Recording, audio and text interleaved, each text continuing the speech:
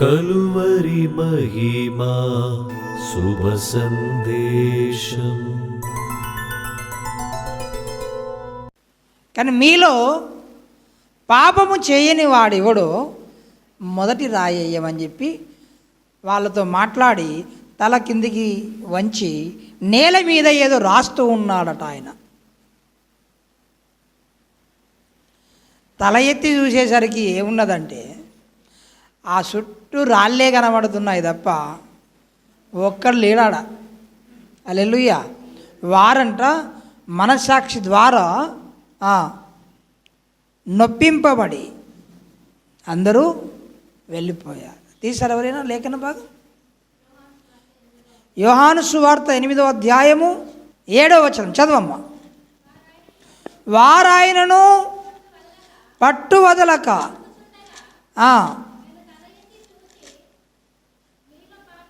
మీలో పాపము లేనివాడు మొట్టమొదట ఆమె మీద రాయి వేయవచ్చునని వారితో చెప్పి నేల మీద వ్రాయిచుండెను. వారు ఆ మాట విని పెద్దవారు మొదలుకొని చిన్నవారి వరకు ఒకని వెంట ఒకడు ఎటు వెళ్ళారు? ఇప్పుడు ఒకని వెంట ఒకరు బయటికి వెళ్తారట మాస్టర్. ఒకని వెంట ఒకరు బయటికి వెళ్తారట. ఒకరు వెళ్ళారనుకోండి, అంటే సందర్భాన్ని ఉపయోగించుకున్నాను నేను అంతే. హల్లెలూయా.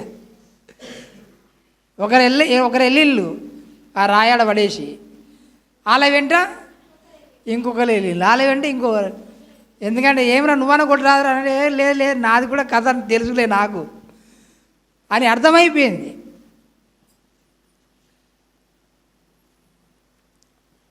ప్రియ దేవుని బిడ్డలారా,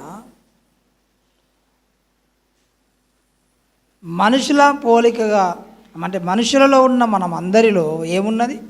ఆదాము స్వభావము, ఆదాము రక్తమును పంచుకొని పుడుతున్నాము మనము. దేవుడి మాటకు అవిధేయుడైన ఆదాము రక్తమును పంచుకొని పుట్టినందుకు మనలో కూడా ఏమొచ్చేసింది?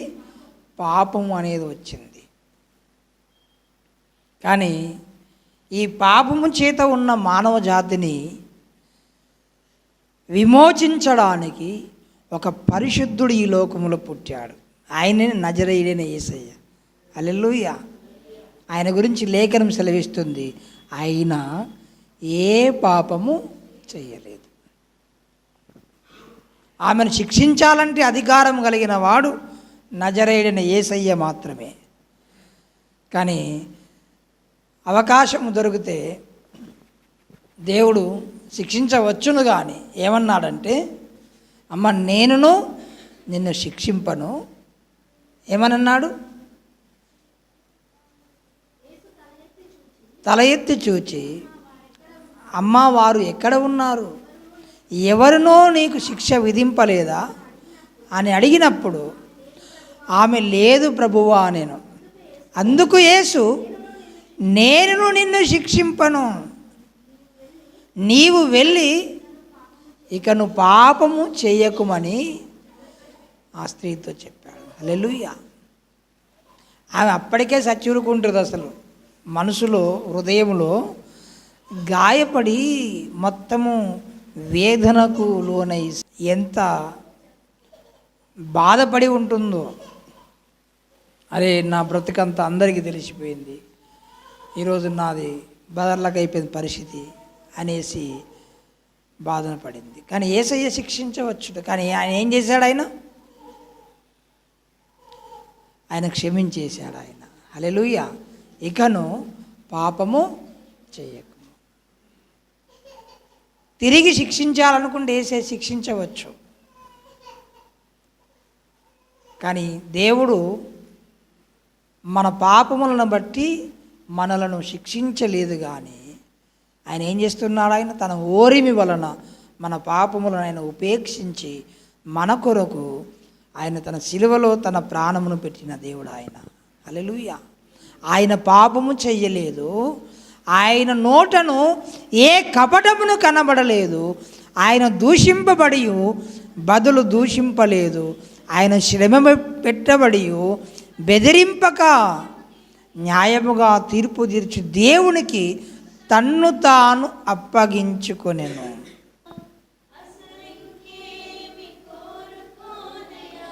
హల్లెలూయా. మనము దేవుని జడ్జిమెంట్కు పరిస్థితులను అప్పగించాలి. పగ తీర్చుకొనుట నా పని, ఉగ్రతకు చోటియ్యన్నదన్న. దేవుని జడ్జిమెంట్ గనక మనము అప్పచెప్తే ఆయన తీర్పులు శోధింపనశక్యములు అని అన్నాడు. హల్లెలూయా. అయ్యా నాకు అన్యాయం జరిగింది, అయ్యా నాకు బాధ పెట్టారు, అయ్యా నన్ను మోసము చేశారు అని మనం దేవునికి అప్పీల్ చేసుకోగలిగితే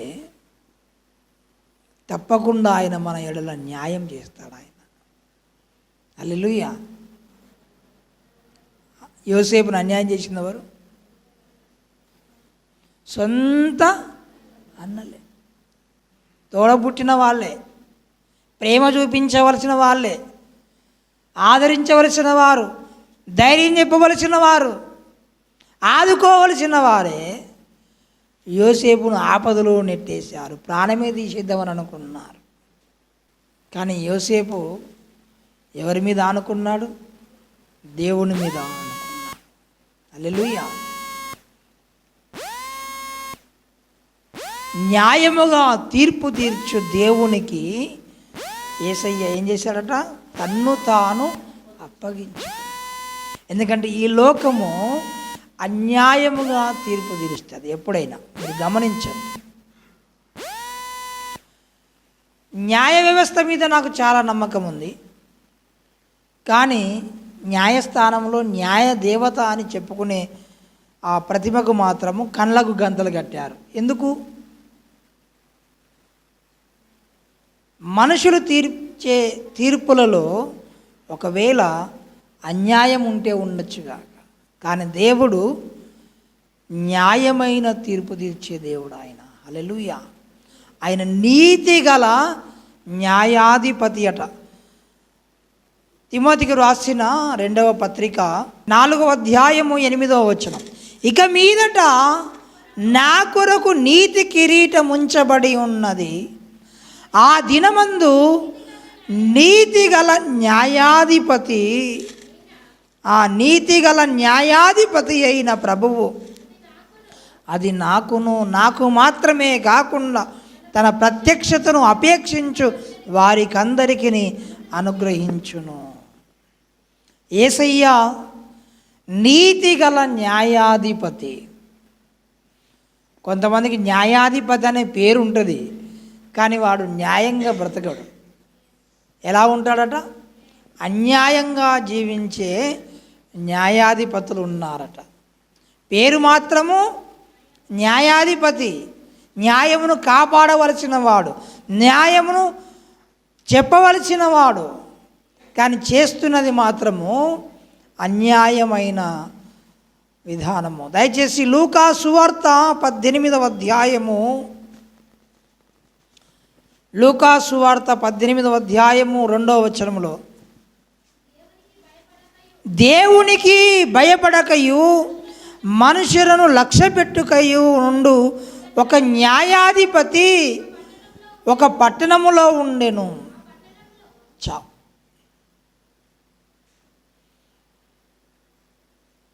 అతని గురించి లేఖనం ఏం చెప్పిందో చూడండి.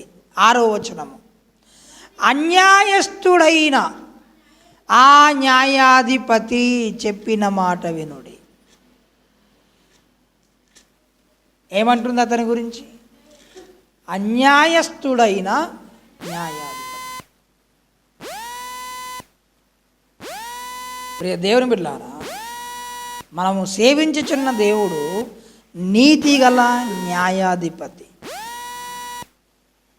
ఆయన దీనులను, దరిద్రులను, తల్లిదండ్రులు లేని వారిని, విధవరాండ్రను ముఖ్యంగా ఆయన కేర్ తీసుకుంటున్నాడు. ఆయన హల్లెలూయా. ఆయన న్యాయము తీర్చే దేవుడు. ఆయన అన్ని దేవుడు చూస్తున్నాడు. ఆయన ప్రియ దేవుని బిడ్డలారా, అయితే మనమేం చేయాలి? మనము పాపం విషయమై చనిపోయి నీతి విషయమై జీవించినట్లు ఆయన తానే తన శరీరమందు మన పాపములను మ్రాను మీద మోసుకొనెను. పాపము విషయంలో మృతి పొందామా మనము? చాలామంది పాపముల విషయంలో మృతి పొందలేదు. ఇంకా అవకాశము, అవసరము, సమయము, వ్యక్తి, కాలము కలిసి వచ్చినప్పుడు ఏం చేస్తాను? పాపము చేస్తున్నా. మనము పాపము విషయమై మృతి పొందునట్లు, మనము పాపం విషయమై చనిపోయి నీతి విషయమే జీవించినట్లు. చనిపోయిన మనిషి రెస్పాండ్ అవుతాడా? మళ్ళీ మన చుట్టపైన వచ్చిండు, మీ అన్న వచ్చిండు, మీ తమ్ముడు వచ్చిండు, నీ బిడ్డ వచ్చింది, నీ కొడుకు వచ్చిందంటే చనిపోయిన అవునా వచ్చిల్లా అని లేపి చూస్తాడా? మరి పాపముల విషయంలో చనిపోయిన వారు తిరిగి పాపానికి ఎలా ప్రేరేపించబడతారు? అంటే విషయం ఏమిటంటే ఇంకా చావలేదు. ఏం కాలేదు, ఇంకా చచ్చినట్టు నటించారు, చచ్చినట్టు నటించారు.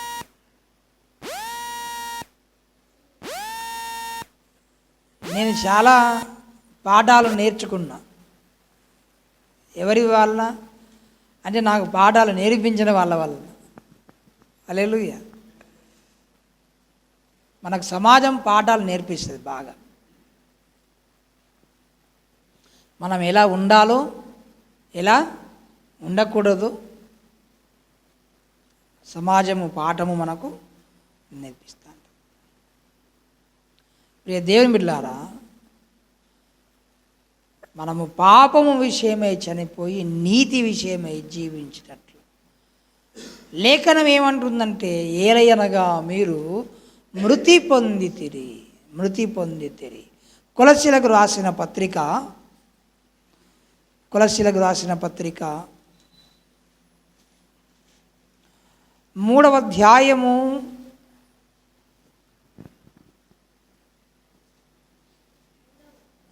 3వ వచనము. పైనున్న వాటి మీదనే గాని భూ సంబంధమైన వాటి మీద మనసు పెట్టుకొనకుడి, ఏలయనగా మీరు మృతి పొందితిరి, మీ జీవము క్రీస్తుతో కూడా దేవుని యందు దాచబడి ఉన్నది. అవును, నువ్వు మృతి పొందిన వాడివైతే నువ్వు పాపం విషయంలో ఎలా మళ్ళీ మేలుకుంటున్నావు? పాపం వచ్చి, పాపులు వచ్చి నిన్ను ప్రేరేపించగా నువ్వు ఎలా ఒప్పుకుంటున్నావు? ఒప్పుకుంటున్నామంటే అర్థం ఏంటి? ఇంకా మనము చావలేదు. మరి చావాలి కదా. ఎప్పుడు మనం చనిపోవాలి?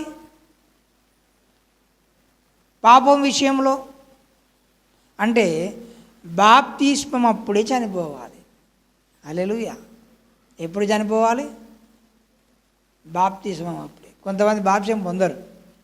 ఎందుకు పొందరు అంటే పాపములకు సావడం ఇష్టం ఉండక, పాపములను విడిచిపెట్టడము ఇష్టము లేక. ఇంకా కొంతమంది ఏమో బాప్తిస్మం పొంది చాలామంది ఎట్లా బతుకుతాలన్నా ఇక ఆయన మాత్రానికి బాప్తిస్మం పొందుడు ఎందుకు కానీ. అవును, వాళ్ళ లెక్క వాళ్ళు అపేపుకుంటారు. హల్లెలూయా. ఎవరి లెక్క వాళ్ళ గురించి దేవుడు నిన్ను అడిగాడు, నీ గురించి అడుగుతాడు దేవుడు. దేవుని బిడ్డలారా, మనం ఎప్పుడు మృతి పొందాము అని అంటే బాప్తిస్మం అప్పుడే మనం మృతి పొందేసాం. దయచేసి రోమాపత్రిక 6వ అధ్యాయము 1 వచనాలను గమనిస్తే, అలాగైన ఏమందుము కృప విస్తరింపవలనని పాపమందు నిలిచియుందుమా? అట్లనరాదు. పాపము విషయమై చనిపోయిన మనము ఇక మీదట ఎలాగూ దానిలో జీవించుదుము. పాపం విషయంలో చనిపోయాము, ఎట్లా మళ్ళీ పాపంలో జీవిస్తాం? ఇక మనము పాపము విషయంలో చనిపోయిన మనము నీతి విషయంలో మనము జీవించాలి. అందుకొరకే పౌలన్న ఏమంటాడంటే, బ్రతుకు వాడనిక నేను కాదు, క్రీస్తే నా యందు జీవించుచున్నాడన్నాడు. నీవు కాదా నాయన బ్రతికేది? నేను కాదు, నాలో క్రీస్తే జీవించుచున్నాడు. మరి నీవు అంటే నేను సిలువలో యేసయ్యతో పాటు చనిపోయా. నా పాత బ్రతుకు, పాత జీవితం, ప్రాచీన స్వభావము ఏం చేశాను? సిలువలో యేసయ్యతో పాటు నేను కూడా మృతి పొందాను. ఎప్పుడు? బాప్తిస్మము ద్వారా. చదవండి. క్రీస్తు యేసులోనికి బాప్తిసం పొందిన మనమందరము ఆయన మరణంలోనికి బాప్తిసం పొందితమని మీరు ఎరగరా? చాలామంది బాప్తిసం పొందిన తర్వాత కూడా మళ్ళా కొత్త కొత్త రకాల బ్రతుకుతుంటారు. అంటే వేరే పాత అలవాట్లతో జీవిస్తూ ఉండడము అదొక వింతగా అనిపిస్తుంది.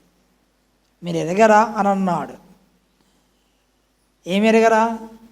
క్రీస్తు యేసులోనికి బాప్తిసం పొందిన మనము ఆయన మరణములోనికి బాప్తిస్మము పొందామని. నువ్వు యేసయ్య మన పాపముల కొరకు సిలువలో మరణించాడు కదా. నువ్వు బాప్తిసం పొందినప్పుడు, నీళ్ళలో ముంచబడినప్పుడు మనము కూడా చనిపోయిన వారిగా దేవుడు లెక్క పెట్టుకుంటాడు. మనము పాపము విషయములో చనిపోయి ఇక తిరిగి లేచేటప్పుడు ఎలా లేవాలట? ఎలా లేవాలి తిరిగి? నీతి విషయమే జీవించినట్లు. హల్లెలూయా. బాప్తిసం పొందిన వాళ్ళందరూ పరిశుద్ధంగా ఉండాలా? వాళ్ళు అన్యాయం చేస్తాను, అక్రమాలు చేస్తాను.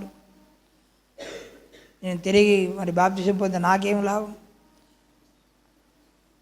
మళ్ళీ బాప్తిసం పొంది పాపం చేయొద్దు కదా అని అంటే, మరి బాప్తిసం పొంది పాపం చేయకుంటే ఓకే, మంచిదే. కానీ నీ వేదాంతము మరి బాప్తిసం పొందకుండా పాపం చేసుకుంటే అయితే మాత్రం నువ్వు పరలోకం పోతావా? చెప్పండి.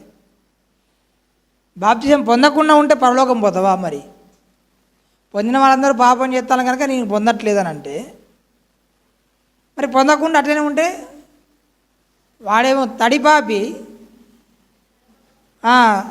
ఏదేమో పొడి పాపి, అంతే. వాడు నీళ్ళలో దిగిన పాపి, ఇంకోడు దిగని పాపి, ఇక అంతే తేడా. వేరే మార్గం, ఆప్షన్ లేదు మనకి. దేవుని మాట ప్రకారముగా మనము ఏం చేయాలి? యేసయ్య నా పాపముల కొరకు సిలువలో ఏ రీతిగా మృతి పొందాడు, ఇదిగో నేను బాప్తిస్మ జలములో నా పాత జీవితానికి నేను మృతి పొందానని నిశ్చయం చేసుకొని తిరిగి నీతి కొరకై జీవించాలి. హల్లెలూయా. అందుకొరకే అన్నాడు, జీవించువారు ఇక మీదట తమ కొరకు కాక తమ కొరకు మృతి పొంది తిరిగి లేచిన దేవుని కొరకు మనం జీవించాలి. హల్లెలూయా. నువ్వు ఎందుకొరకు బతుకుతాను అంటే, నా పిల్లల కొరకు బతుకుతానని అంటాడు. అవునా? రేపు ఆ పిల్లలు పెరిగి పెద్దగా 4 దంతా అంటే ఇవాళ రేపు పిల్లలతో ఎప్పుడు సంబరం ఉన్నదంటే వాళ్ళు చిన్నగా ఉన్నప్పుడే. జన్మనిచ్చిన తల్లిదండ్రులు రూమ్లో వేసి తాళం వేసి భోజనం పెట్టకుండా అసలు భయంకరంగా చిత్రవద చేసేవారు ఉన్నారు. తప్పకుండా దేవుడు తీర్పు తీరుస్తాడు అలాంటి వారికి. నీవు దీర్ఘాయుష్మంతుడగునట్లు నీ తల్లిని నీ తండ్రిని సన్మానించు. తల్లిని తండ్రిని సన్మానించమంటే అతను మామను ఎగరబడతానవనా? అసలు పెళ్ళైన తర్వాత అమ్మాయికి అత్త మామనే తల్లిదండ్రి. హల్లెలూయా. ఇక సమస్యలు ఉండవు, ఎక్కడ కూడా ఉంటాయా? ఉన్నాయి. మనము పాపం విషయమై బాప్తిస్మం ద్వారా ఏం చేయబడుతున్నాము? మృతి నొంది. చదవండి అలానే రోమపత్రిక 6వ అధ్యాయంలో 3వ వచనం నుండి, క్రీస్తు యేసులోనికి బాప్తిసము పొందిన మనమందరము ఆయన మరణంలోనికి బాప్తిసం పొందితమని మీరు ఎరగరా? కాబట్టి తండ్రి మహిమ వలన క్రీస్తు మృతులలో నుండి ఎలాగూ లేపబడినో అలాగే మనమును నూతన జీవము పొందిన వారమై నడుచుకొనున్నట్లు మనము బాప్తిసం వలన మరణంలో పాలు పొందుటకై ఆయనతో కూడా పాతి పెట్టబడితిమి. మరియు ఆయన మరణం యొక్క సాదృశ్యమందు ఆయనతో ఐక్యము గల వారమైన ఎడల ఆయన పునరుద్ధానం యొక్క సాదృశ్యమందును ఆయనతో ఐక్యము గలవారమై యుందుము. ఏమనగా మనమికను పాపమునకు దాసులము కాకుండుటకు పాప శరీరము నిరర్ధకమగునట్లు మన ప్రాచీన స్వభావము ఆయనతో కూడా సిలువ వేయబడినని ఎరుగుదము. 8వ వచనం చదవండి. మనము క్రీస్తుతో కూడా చనిపోయిన ఎడల మృతులలోని లేచిన క్రీస్తు ఇకను చనిపోడని మరణమునకు ఇకను ఆయన మీద ప్రభుత్వము లేదని ఎరిగి ఆయనతో కూడా జీవించదమని నమ్ముచున్నాము. ఏలయనగా ఆయన చనిపోవట చూడగా పాపం విషయమై ఒక్క మారే చనిపోయిన కానీ ఆయన జీవించట చూడగా దేవుని విషయమై జీవించుచున్నారు. అటువలే మీరును 11వ వచనం, అటువలే మీరును పాపం విషయమై మృతులుగాను దేవుని విషయమై క్రీస్తు యేసునందు సజీవులను గాను మిమ్మును మీరే యోచించుకొనుడి. మనకి ఎవరో చెప్పరండి. కొంతమంది ఎందుకు చెడిపోయినవారు అంటే చెప్పేటోళ్ళు లేక చెడిపోయానండి అని అంటాడు. కొంతమంది ఎందుకు చెడిపోయినవారు అంటే నా చుట్టూ చెడిపోయాను కాబట్టి నేను చెడిపోయాను అని అంటాడు. మరి అందరు నిప్పులాలు దునుకుతా మరి నువ్వు దునకు రాదురా, మరి అప్పుడు కాలుతుంది అంటాడు. అప్పుడు మాత్రం చెడిపోవడానికి ఏమో, పాపములు ఆనందించడానికి ఏమో అందరూ అలా ఉన్నారు కనుక నేను అలా ఉన్నాను అంటున్నాడు. మరి ఆ 4 నిప్పులలో దునికారు, మరి నువ్వు దునుకుతావా? అప్పుడేమో వివేకం ఉపయోగిస్తాడు. వాము అగ్గిగాడికి పోతే అంటుకుంటుంది అని. అలా ఆలోచించాలి, యోచించాలి. ఏమని? నేను పాపం విషయమై చనిపోయాను, దేవుని విషయమే క్రీస్తు యేసునందు సజీవునిగా నేను నిలబడి ఉన్నానని మనకు మనం ఏం చేయాలట? యోచించుకోవాలి. హల్లెలూయా. నేను క్రీస్తు కొరకు బ్రతకాలి. నువ్వు వాళ్ళ కొరకు వీళ్ళ కొరకు కాదు నువ్వు బతికేది. ఎవరి కొరకు? నువ్వు దేవుని కొరకు నిజముగా బ్రతకగలిగిన నాడు అన్ని బంధాలకు సరి అయిన న్యాయం జరుగుతుంది.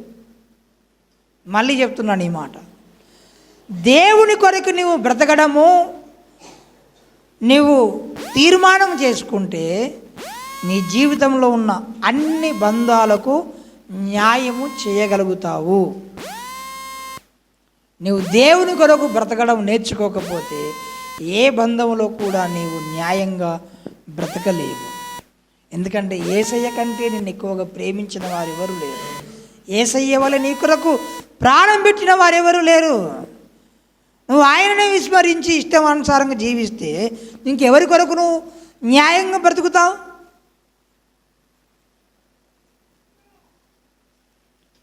కనుక యేసయ్య కొరకు నేనిక జీవిస్తాను. ఎవరి కొరకు బ్రతుకుతారు? తిండి కొరకు బతికేటోడు కొంతమంది ఉంటే,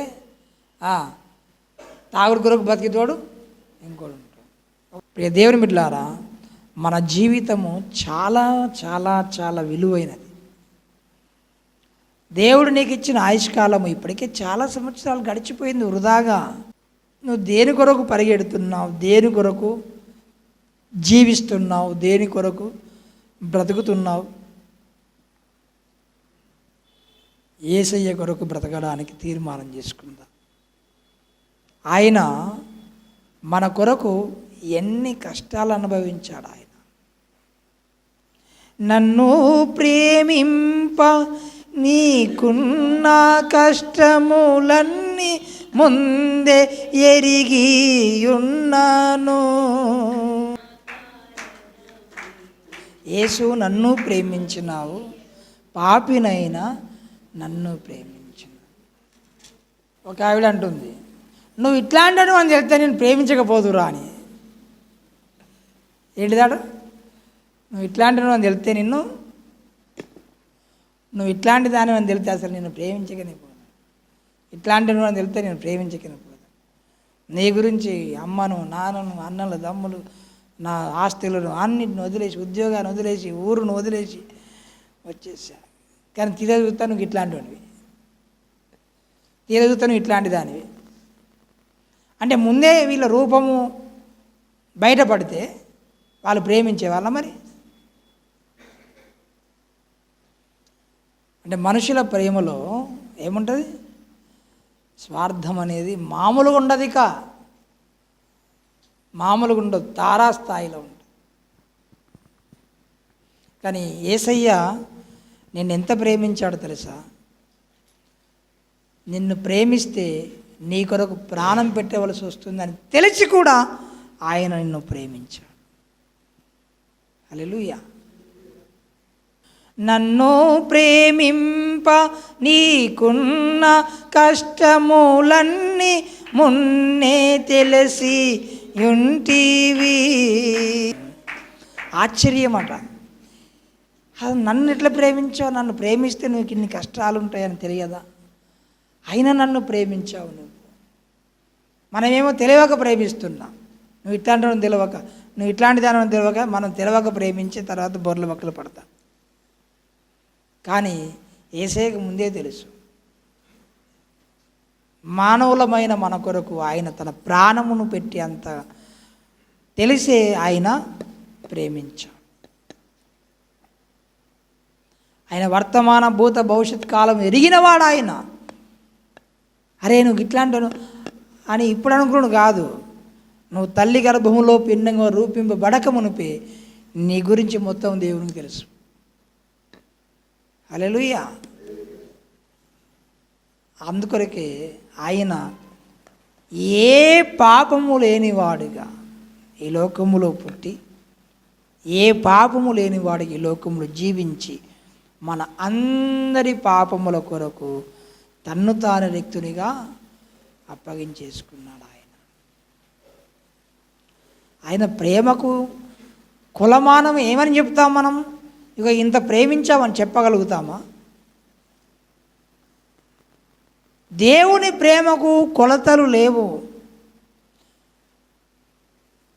కొన్ని సముద్రాల లోతును కూడా కొన్ని వందల వేల మైళ్ళకు వెళితే దొరుకుతుందేమో కానీ దేవుని ప్రేమ యొక్క ఎత్తు, వైశాల్యము, పొడవు మనము ఊహించలేము. అది మన జ్ఞానముకు మించిన ప్రేమది. హల్లెలూయా. ఎంతగా దేవుడు మనల్ని ప్రేమించాడు. ఇంత ప్రేమించిన దేవుణ్ణి మనం ఎంతవరకు విశ్వసిస్తున్నాం? మన కొరకు ప్రాణం పెట్టిన దేవుడు మనకు న్యాయం తీర్చడా? తీర్చడా ఆయన? తప్పకుండా న్యాయం తీర్చిన ఆయన. హల్లెలూయా. కనుక ఆయన మీద భరోసా నిలుపుదాం. ఆయనను మనము మాదిరిగా ఉంచుకొని జీవిద్దాం. ఆయన వలె మనము ఇతర రక్షణ కొరకు మనము పాటుపడదాం.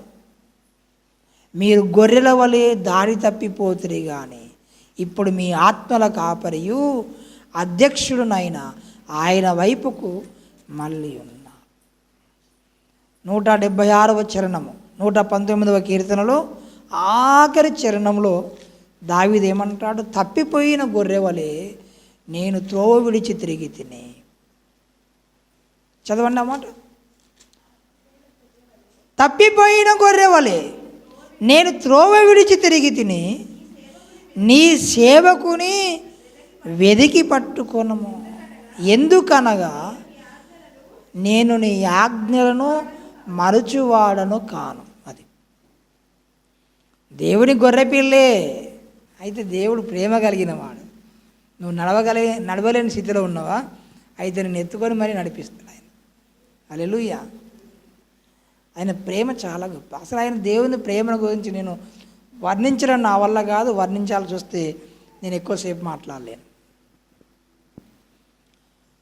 దేవుని ప్రేమను మీరు రుచి చూస్తే ఆయనను వదిలిపెట్టలేరు. ఎంత కష్టంలోనైనా, బాధలోనైనా, శ్రమలోనైనా మీరు యేసయ్యను విడిచిపెట్టలేరు. ఇంత ప్రేమన అను ఆయన మీద మనము ఆధారపడి జీవిస్తాం. మన పాపములను మ్రాను మీద ఆయన మోసుకున్నాడట. హల్లెలూయా. ఎందుకొరకు? మనం నీతి విషయమై జీవించాలి. మనం ఎలా జీవిస్తున్నాం ఆలోచన చేయాలి. ఎలా బ్రతుకుతున్నాం?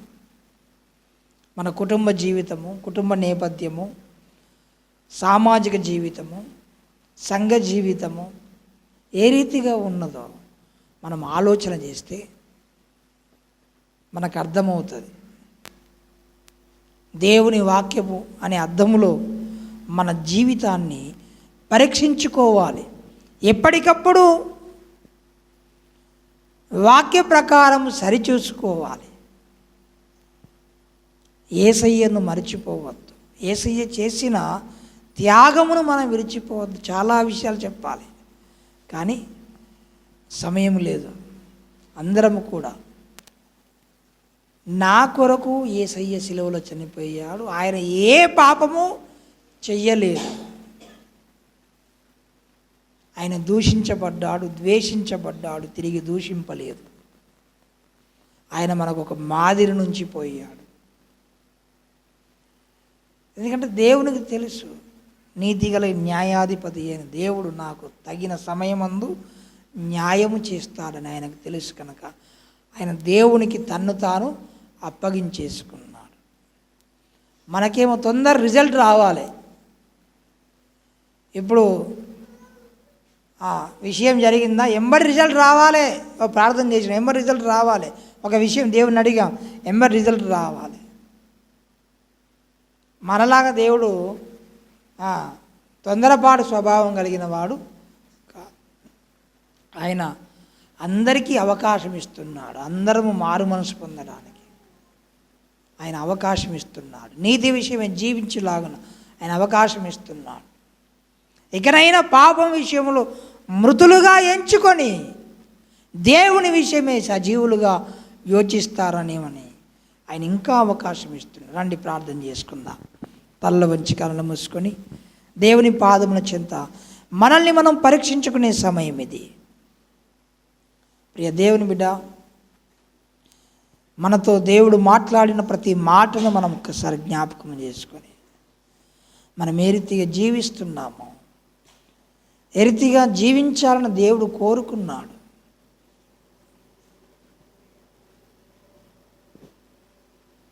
మన మనస్సాక్షి చెబుతుంది, దేవుని వాక్యం చెబుతుంది మనకు ఎలా మనం నడవాలో, ఏది మంచిదో ఏది చెడో దేవుని వాక్యం మనకు చెబుతుంటుండగా మన జీవితాన్ని పరీక్షించుకునే సమయం ఇది. ఇది ప్రార్థనా సమయం ఇది.